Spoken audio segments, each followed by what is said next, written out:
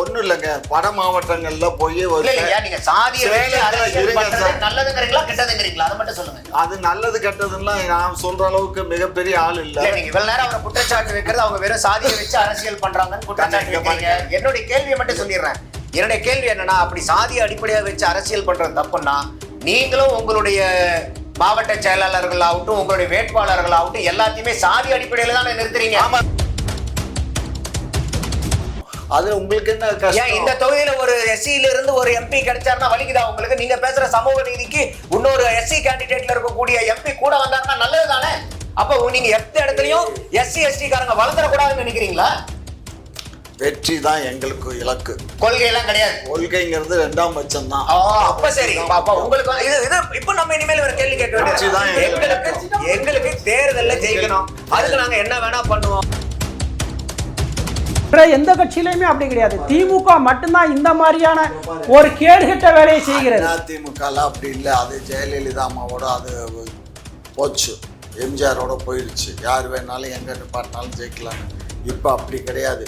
இப்ப எல்லாமே எங்களை ஃபாலோ பண்ணி தான் வருவாங்க. உங்களை ஃபாலோ பண்ணி யாருமே சமூக நீதி சமத்துவம்லாம் பின்பற்றது இல்லை. எல்லாமே திமுகவுடைய சாதி அரசியல ஃபாலோ பண்றாங்க. அண்ணா திமுக ரொம்ப அதிகமா இருக்குது. அங்க 10 ஆண்டு காலம் ஆட்சி பண்ணும்போது கழட்டிட்டாங்க. திமுக எத்தனை வருஷமாங்க இருக்கு? நான் எத்தனை வருஷமா இருக்கு? 75 வருஷமா இருக்கு. அண்ணா திமுக எத்தனை வருஷமாங்க இருக்கு? 52 வருஷமா. யாருங்க மூத்தவர்? இது பண்ணையார் ஆட்சி முறை நடக்குது. ஆமா, இங்க நடப்பது பண்ணையார் ஆட்சி முறை. எங்க அரசியல் கட்சி அப்படிதான் நடத்துது. உனக்கு என்ன வலிக்குது? அவ்வளவு இப்படி சொல்லிட்டு சும்மா பண்ணையார் ஆட்சி. நாளைக்கு வரட்டும், உன் தலைவர் சீமா ஜெயிச்சு வரட்டும். அவர் அன்னைக்கு எப்படி ஆட்சி பண்றாருங்கிறது அன்னைக்கு பாருங்க. அவர் சமத்துவமான சோசலிச குடியரசு. சமத்துவம் நீங்கள் கையில் எடுக்காத வண்ணார் குயவர் குறவர் சீமான் முன்னாடி நீங்க எல்லாம் ஒரு தூசி. அந்த கொள்கைக்கு முன்னாடி தூசி தான். அவருடைய கொள்கைக்கு முன்னாடி வரட்டும், ஆட்சி அமைக்க. திமுக என்பது சீமானின் கொள்கைக்கு முன்பு தூசி. அவர் தமிழ் தேசிய சோசலிச குடியரசு தனியா நிற்கிறாரு. தனியா நிக்க சொல்லு. இன்னொரு 10 வருஷத்துக்கு தனியா நின்று இன்னும் 50 ஆண்டு அது ஒரு இளைஞர் பட்டாளம். வயசு ஆயிடும். புதிதாக உருவாகிற ஒரு இளைஞர் பட்டாளம். அது எப்போதுமே தனித்து நிற்கும், இளமையோடு நிற்கும், வீரியத்தோடு நிற்கும். பாப்போம் அந்த இளமை எப்படி இருக்கு. எங்க இந்தியாவிலேயே ஆணவ படுகொலை தமிழகம் 2வது இடத்துல இருக்கு. ஆந்திரா முதல் இடத்துல, 2வது இடத்துல தமிழகம் இருக்கு. 3 வருஷத்துல எங்க ஆணவ படுகொலை நடக்கவே இல்லை. 3 வருஷத்துல நடக்கவே இல்லை. 3 வருஷம் வெளியூருக்கு போயிட்டீங்களா நீங்க? நேத்து நைட் தான் வந்தீங்களா? காலையில வந்தீங்க? காலையில தான் வந்தேன். இந்த 3 வருஷமா தமிழ்நாட்டுல ஆணவ படுகொலைகளே இல்லையா? ஆணவ படுகொலை இல்ல. சாதி வாரியா வச்சு நீங்க சாதி அடிப்படையில் அரசியல் செய்யறது தப்புன்னு தானே சொல்றீங்க? கரெக்ட் தானே? சாதியை பாருங்க, 2 விஷயம். அதுல உங்களுக்கு உடன்பாடு இருக்கா? சாதியை வச்சு அரசியல் பாருங்க, சாதியை வச்சு அரசியல் பண்றதுல 2 விஷயம் இருக்கு பாருங்க. இப்ப ஜாதி இல்லாத எங்கள்கிட்ட எல்லா ஜாதியை சேர்ந்தவங்களும் எங்கள்கிட்ட இருக்காங்க. இப்ப ஒண்ணும் இல்லைங்க, வட மாவட்டங்கள்ல போய் நீங்க சாதியை நல்லதுங்கிறீங்களா கெட்டதுங்கிறீங்களா அதை மட்டும் சொல்லுங்க. அது நல்லது கெட்டதுன்னா நான் சொல்ற அளவுக்கு மிகப்பெரிய ஆள் இல்ல. நீங்க இவ்வளவு நேரம் அவரை குற்றச்சாட்டு வைக்கிறது அவங்க வெறும் சாதியை வச்சு அரசியல் பண்றாங்கன்னு குற்றச்சாட்டு வைக்கிறீங்க. என்னுடைய கேள்வியை மட்டும் சொல்லிடுறேன். என்னுடைய கேள்வி என்னன்னா, அப்படி சாதியை அடிப்படையாக வச்சு அரசியல் பண்றது தப்புன்னா நீங்களும் உங்களுடைய மாவட்ட செயலாளர்கள் ஆகட்டும் உங்களுடைய வேட்பாளர்கள் ஆகட்டும் எல்லாத்தையுமே சாதி அடிப்படையில தான் நிறுத்துறீங்க. ஆமா, வெற்றி வாய்ப்பு தான் அதே இடத்துல தான் இருக்கீங்க. நாங்க அரசியல் கட்சியில வெற்றி வாய்ப்பு எப்படி கிடைக்குமோ, இப்ப ஜெகத்ரட்சனை பூந்தமல்லியில எம்பிக்கு நிப்பாட்டினா வெற்றி பெறுவாரு. அதே மாதிரி இதுல வடக்கு மாவட்டங்கள்ல சேலத்துல போய் ஒரு இவரை நிப்பாட்டினா, ஒரு வன்னியர் நிப்பாட்டினா தான் அங்க வெற்றி பெற முடியும்னா அவர் தான் நாங்க நிப்பாட்டோம். உங்களுக்கு சாதியை வச்சுதான் அரசியல், இந்த சமத்துவம் எல்லாம் கிடையாது. உங்களுக்கு ஜெயிக்கிறதுக்காக சாதி முக்கியம்னா அந்த சாதியை தூக்கி திராவிட மாடல்ங்கிறது இதுதானா? சாதியை தூக்கி பிடிச்சு சாதி மூலியமா வெற்றி அடைறதுதான் திராவிட மாடலா? எல்லா ஜாதியினருக்கும் இடஒதுக்கீடு பண்றோம், அத கவனிங்க. ஆனா எந்த சாதியை அடிப்படையா வச்சுதான் நீங்க சாதியை வளர்த்துற அரசியல தானே பண்றீங்க? நீங்க சொல்றது அவங்கள தானே ஜெயிக்க முடியுது. அதுதான் உங்களுடைய இந்த 75 ஆண்டு காலம் முடிஞ்ச திமுகவுடைய சாதனை அதுதானான்னு கேக்குறேன். இங்க பாருங்க, அப்ப சாதியை இருக்கக்கூடிய ஆட்களை நிக்க வச்சாதான் சாதிக்காரங்க ஓட்டு வாங்கி தான் ஜெயிக்க முடியற அளவுக்கு உங்களோட அரசியல் இருக்கா? பாருங்க, நாங்க மட்டும் இல்ல. உங்க கொள்கையை விட இங்க ஐயா கொஞ்சம் நிப்பாட்டுங்க. நாங்க மட்டும் இல்ல, இந்த அரசியல் கட்சி வச்சு இந்தியாவில நடத்தக்கூடிய எல்லாருமே ஜாதிய பேஸ் பண்ணி தான் அரசியல். அப்ப எல்லாத்து மாதிரி நீங்க தான்றீங்க. நாங்க திராவிட மாடல்ங்கிறது தனி கிடையாது. திராவிட மாடல் தனிதான். அதாவது எப்படின்னு கேட்டீங்கன்னா வேற்றுமையில் ஒற்றுமை, வேற்றுமையில் ஒற்றுமை. எந்த இடத்துல எல்லாத்துலயுமே வேற்றுமை இருக்கு, ஆனா ஒற்றுமையா இருக்கும். அதான் இப்பதான் நான் சொல்றேன். சீமான் வந்து சமூகம் அதிகமா இருக்கிற இடத்துல வேற சமூகத்தை நிறுத்துறாரு, நீங்க நிறுத்துங்களா? அப்படி இங்க பாருங்க, ஏன் அன்னைக்கு இதுல ஈரோடு கிழக்கு தொகுதியில மாத்திரம் எதுக்கு ஒரு முதலியாரை கொண்டு போய் நிப்பாட்டினாரு? வேற ஜாதிக்காரங்க நிப்பாட்டி இருக்கலாம். சும்மா இல்லையா, அது இடைத்தேர்தல் இடைத்தேர்தல் எல்லாம் எந்த தேர்தலா இருந்தாலும் அந்தந்த ஜாதிக்காரனை நிப்பாட்டினாதான் வாக்கு வாங்க முடியுங்கிற. தமிழ்நாட்டுல சாதி ஒழிஞ்சு போச்சு, சாதி இல்ல, பெரியார் வந்து இந்த மாதிரி சாதி எல்லாம் அடிச்சு நொறுக்கிட்டாருங்கிறதெல்லாம் அப்பட்டமான பொய். நாங்க வந்து சாதி இருக்குது, சாதி மூலியமா தான் உங்க அரசியல் நடக்குது. அந்த சாதியை அடிப்படையா வச்சு வாக்கு வாங்கி தான் நீங்க ஜெயிக்கிற அளவுக்கு 75 ஆண்டு கால திமுகவுடைய அரசியல் இவ்வளவுதான். கரெக்டா? திமுக மட்டும் இல்லங்க, தமிழ்நாட்டுல எல்லாரும் அப்படித்தாங்க. திமுகவும் அப்படிதான். அதைத்தானே சொல்றீங்க இல்லையா? பாருங்க, மத்த கட்சி விட்டுருங்க, திமுகவும் அப்படிதான். பாருங்க, வெற்றி வாய்ப்பு யாரை நிப்பாட்டினா வெற்றி வாய்ப்பு கிடைக்குமோ. இப்ப இவரை நிப்பாட்டினா தென்காசி தொகுதியில வெற்றி பெற முடியும்னா அவரை தான் நிப்பாட்ட முடியும். உங்களை கொண்டு உங்களுடைய வாக்கு வந்து சமூக நீதிக்கோ, சமத்துவத்துக்கோ, பெண்ணுரிமைக்கோ, பெரியாரிசத்துக்கோ கிடையாது. சாதிக்காக வாக்கு மட்டும் தான் வாங்கி ஜெயிச்சிட்டு இருக்கீங்க. அப்படி எடுத்துக்கலாமா? சாதி அடிப்படை இல்லங்க. யாரை நிப்பாட்டினா வெற்றி கிடைக்குமா? அது யாருங்கிறதா இப்ப கேள்வி. அது யாரா இருக்கலாம். எனக்கு விவரம் தெரியா. அந்த ஏவுமையும் அந்த சாதிக்க சமூகத்துல அந்த பகுதியில யார் அதிகமா இருக்காங்களோ அவங்கள ஏன் நிறுத்துறீங்க? அதான் கொள்கைக்கு கொள்கை நீர்த்து போச்சு. இங்க பாருங்க, அப்ப எங்க இருக்குது கொள்கை? கொள்கைக்கான வாக்கு எங்க இருக்கு? கொள்கை இல்லைன்னு சொல்லி நீங்க சொன்னா சொல்லிக்கோங்க. நான் சொல்லிருக்கீங்க. நீங்க கொள்கைனால நீங்க என்ன பண்ணணும்? இன்னைக்கு பெரம்பலூர் தொகுதி தனி தொகுதியில இருந்து பொது தொகுதி ஆன உடனே ராசாவை எங்க நீலகிரிக்கு எதுக்கு கொண்டு போனீங்க? அதனால உங்களுக்கு பெரம்பலூர்ல என்ன ஜெயிக்க முடியாது? எங்க வலிக்கு? ஏன் அவர் பெரம்பலூர்ல ஜெயிக்க முடியாது? இடத்துல வலிக்குதுங்க, வேற ஒண்ணும் இல்ல. அந்த தொகுதிக்கு எங்களுக்கு வேற ஆளுக்கு நாங்க அங்க கொடுக்க வேண்டியிருக்கு. இவருக்கு அங்க ஒரு தனி தொகுதி இருக்கு, நீலகிரியில கொண்டு போய் கொடுக்குறோம். அதுல உங்களுக்கு என்ன கஷ்டம்? இந்த தொகுதியில ஒரு எஸ்சியில இருந்து ஒரு எம்பி கிடைச்சாருன்னா வலிக்குதா உங்களுக்கு? நீங்க பேசுற சமூக நீதிக்கு இன்னொரு எஸ்சி கேண்டிடேட்ல இருக்கக்கூடிய எம்பி கூட வந்தாருன்னா நல்லது தானே? அப்போ நீங்க எந்த இடத்துலயும் எஸ்சி எஸ்டி காரங்க வளர்ந்துடக்கூடாதுன்னு நினைக்கிறீங்களா? வெற்றி தான் எங்களுக்கு இலக்கு. கொள்கை எல்லாம் கிடையாது. கொள்கைங்கிறது 2ஆம் பட்சம் தான். அப்ப சரி, உங்களுக்கு இது இப்ப நம்ம இனிமேல் ஒரு கேள்வி கேட்க வேண்டியது. எங்களுக்கு தேர்தல்ல ஜெயிக்கணும், அதுக்கு நாங்க என்ன வேணா பண்ணுவோம். நானும் பாக்குறேன், ஒரு 30 ஆண்டு காலமா வன்னியர்கள் நிறைந்த தொகுதியான காட்பாடியில தொடர்ந்து துரைமுருகன் தான் போட்டியிடுறாரு. வேற இப்ப சமூகத்துக்கோ வேற ஆளுக்கோ யாருக்குமே வாய்ப்பு வழங்கப்படுறது இல்லை. அவர்தான் சொன்னார்ல, அந்த சமூகத்துல அதிகமா இருந்தா அந்த ஒவ்வொரு இடங்கள்லயும் அப்படியே நிர்ணயிக்கப்பட்ட ஆட்கள் மட்டும் தான் போட்டியிடுறாங்க திமுக.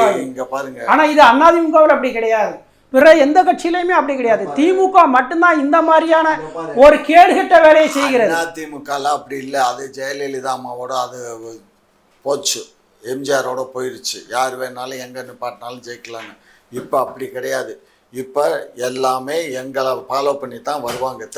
உங்களை ஃபாலோ பண்ணி யாருமே சமூக நீதி சமத்துவம்லாம் பின்பற்றது இல்லை. எல்லாமே திமுகவுடைய சாதி அரசியலை ஃபாலோ பண்றாங்க.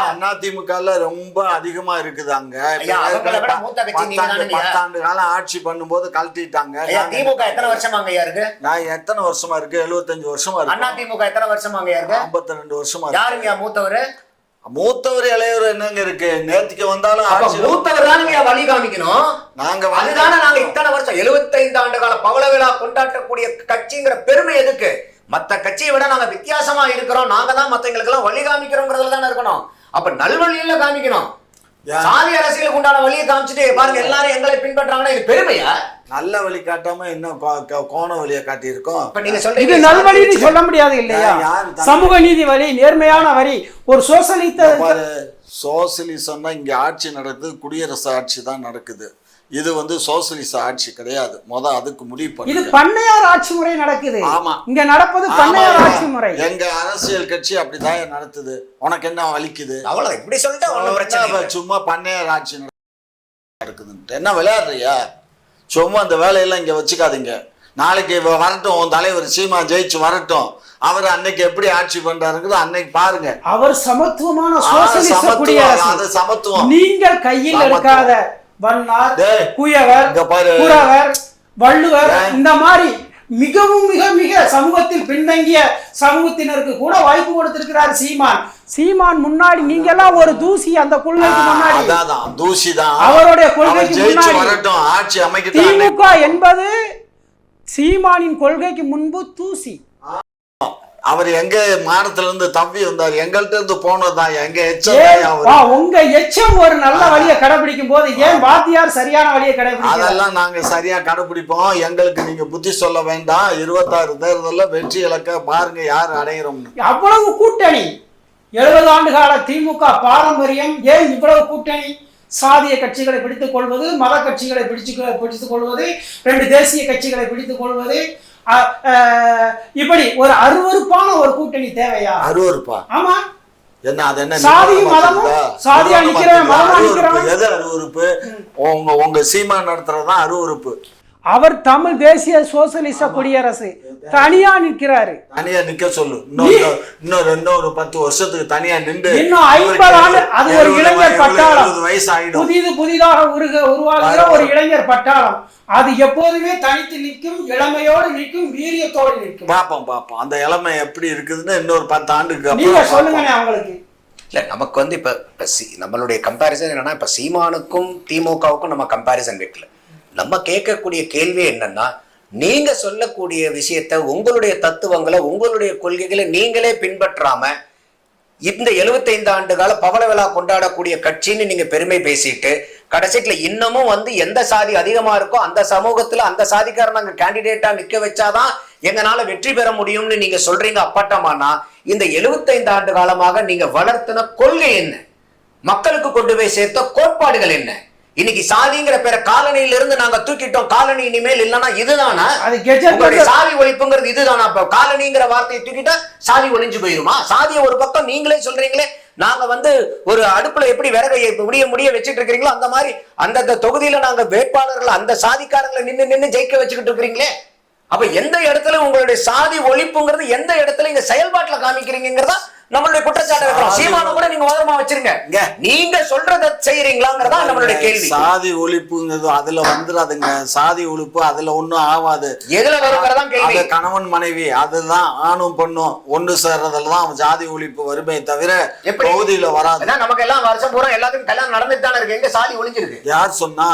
இப்ப பழைய காலம் இல்ல, இப்ப கிட்டத்தட்ட 40% வந்து பிற ஜாதி கலப்பு திருமணங்கள் தான். அப்படி பண்ணா கூட போய் ஆணவ படுகொலை பண்ணிடுறீங்க. அதெல்லாம் கிடையாதுங்க. 40% எங்க ஆணவ இந்தியாவிலேயே ஆணவ படுகொலை தமிழகம் 2வது இடத்துல இருக்கு. ஆந்திரா முதல் இடத்துல, 2வது இடத்துல தமிழகம் இருக்கு. 3 வருஷத்துல எங்க ஆணவ படுகொலை நடக்கவே இல்லை. 3 வருஷத்துல நடக்கவே இல்லை. 3 வருஷம் வெளியூருக்கு போயிட்டீங்களா நீங்க? நேத்து நைட் தான் வந்தீங்களா? காலையில வந்தீங்க? காலையில தான் வந்தேன். இந்த 3 வருஷமா தமிழ்நாட்டுல ஆணவ படுகொலைகளே இல்லையா? ஆணவ படுகொலை இல்ல.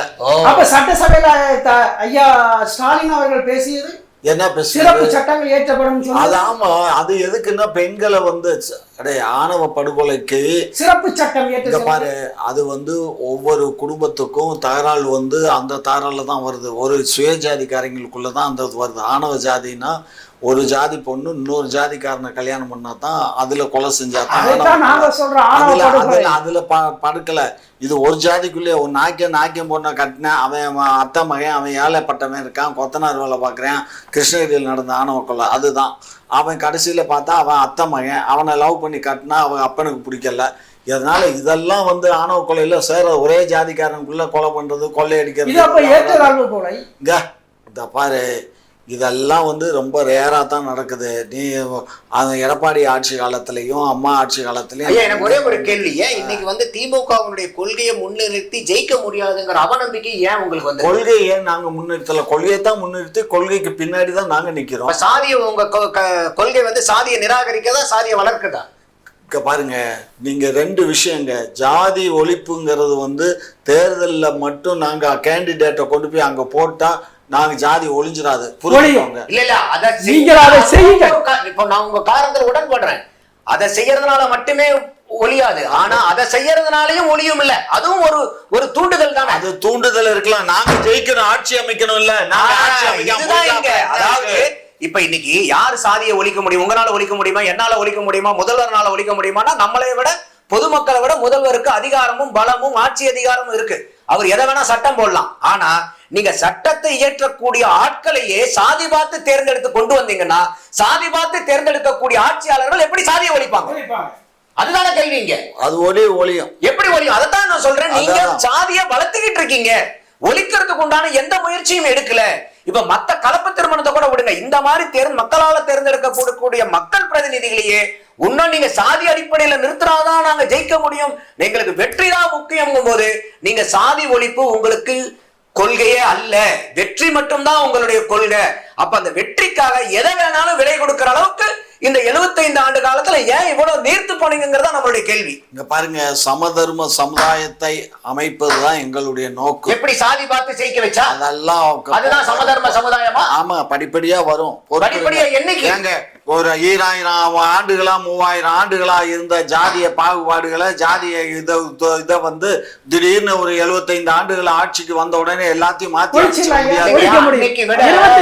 அதிகமா நீங்க சாதியை வளர்த்துட்டு இருக்கீங்கிறதா நம்மளுடைய குற்றச்சாட்டு. நாங்க ஜாதிய வளர்க்கல. எங்க ஜாதி முதலமைச்சர் பாருங்க, எந்த திருமணம் போனாலும் கலப்பு திருமணமா, ரெண்டாவது அது திராவிட திருமணமா இருந்தா தான் போவார். தாலி எடுத்து கொடுக்காததெல்லாம் கிடையாது.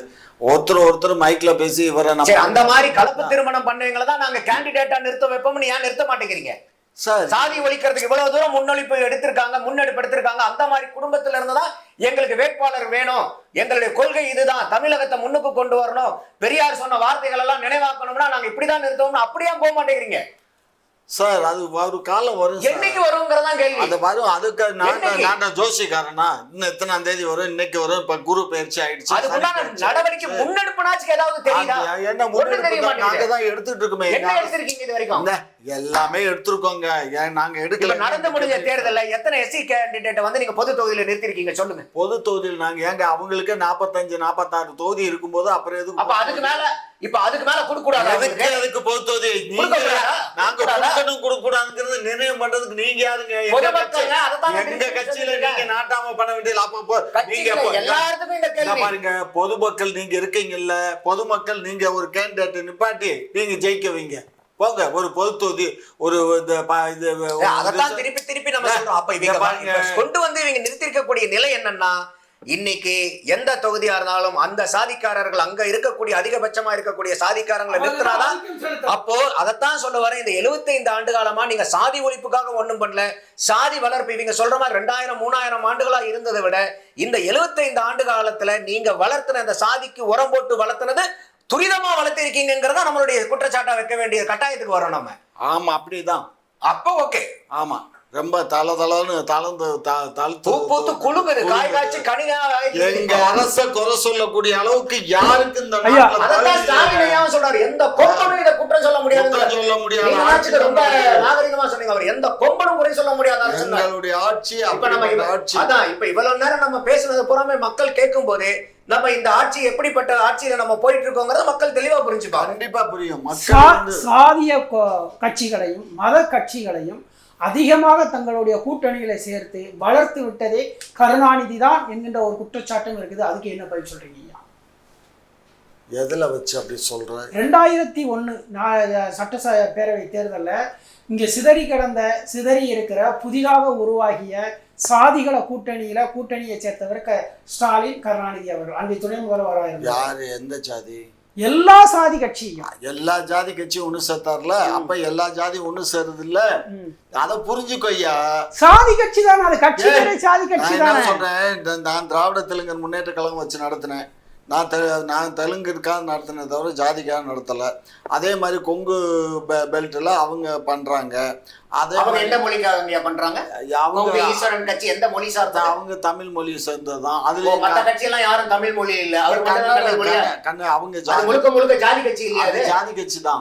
அப்படி சொல்லுங்க, மொழி கட்சி அந்த பகுதி மொழின்றீங்களே. இங்க பாரு, ஒரு 10 ஜாதியை வந்து கூட்டணியில சேர்க்கிறாருன்னா அந்த 10 ஜாதி ஒன்னா சேர்ந்துடும் இல்ல. 10 ஜாதி ஒண்ணு சேர்ந்துச்சுன்னா அதான் தமிழ், அதான் இனம், அதான் மொழி. அப்ப நீங்க சேர்த்தா அது சமூக நீதி கூட்டணி. இத சீமான் பேசினா சாதியா நிக்கிறாரு அப்படிங்கிறது என்ன? இல்லையே, எப்படினாலும் பேசுறது.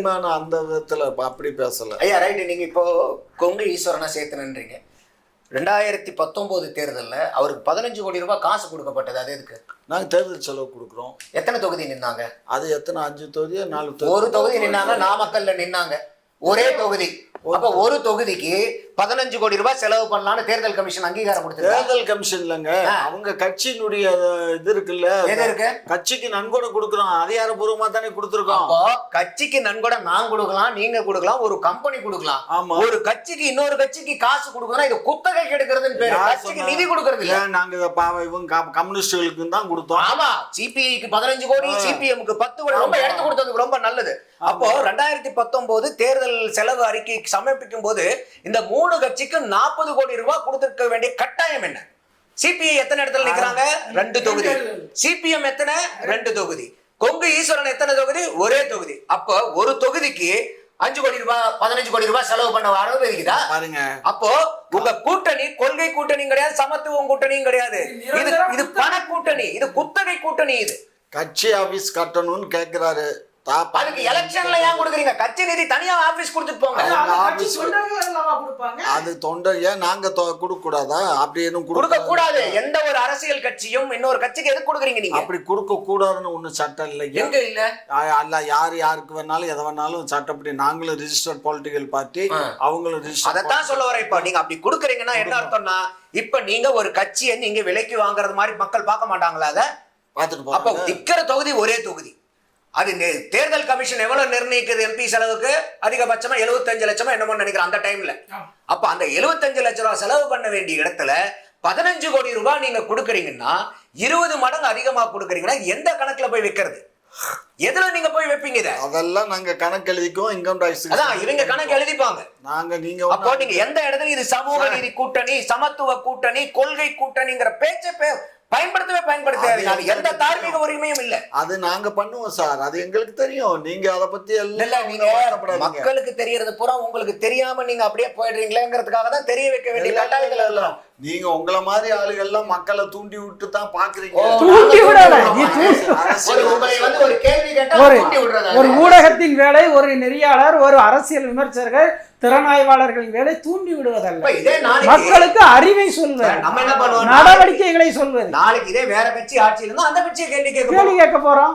ஆட்சியில் இருக்கிறவங்கள தானே நம்ம கேள்வி கேட்க வேண்டியது நம்மளுடைய கடமை. கேளுங்க, பதில் சொல்ல வேண்டியது எங்க பதில் சொல்றது சொல்லாம எங்க விருப்பங்கிறீங்களா? அதுக்கெல்லாம் பதில் சொல்ல முடியாதுங்கிறீங்களா? அதுக்கு பதில் சொல்லணுமோ அதுக்கு சொல்லுவோம். அதான் பதில் இல்ல, அதனால சொல்ல முடியாது. பதில் இருக்கா இல்லையாங்கிறத உங்களுக்கு இதை சொல்லுங்களேன். எதுக்காக இந்த 3 கட்சிக்கு 40 கோடி? அதுக்கு மட்டும் பதில் சொல்லுங்க. அது எங்க இஷ்டங்க. அவ்வளவுதான். எதாவது எங்க இஷ்டம். ஆமா, நீங்க எதுவுமே எங்க இஷ்டம் தான். பொதுமக்கள் இஷ்டங்கிறதே கிடையாது. பொதுமக்கள் ரூபாய் எடுத்து கொடுத்தோம், கட்சி அரசு பணத்தை கொடுத்தோமா?